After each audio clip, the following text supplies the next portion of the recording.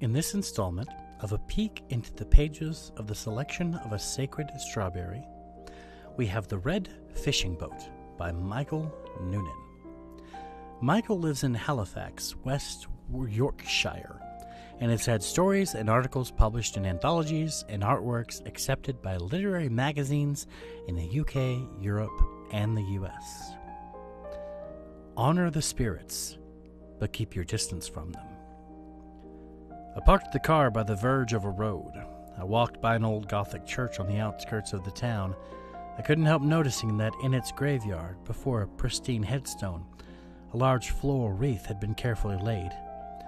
Though describing itself as a town, Fairhaven was little more than an overgrown village that wound down a hillside to a small harbor.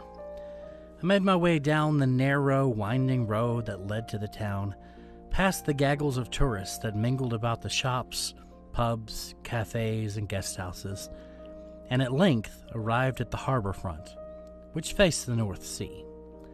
I was glad to know that the same seafront cafe was there, that Julia and I had entered all those years ago.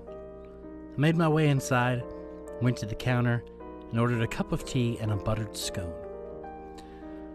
20 minutes later, I left the cafe and noticed that the air was colder and a darker and more menacing sky lowered over the town, as if to presage a storm.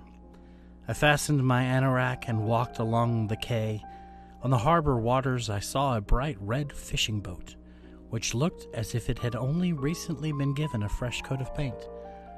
On its side was a sign in contrasting white, which claimed it as the Ariel.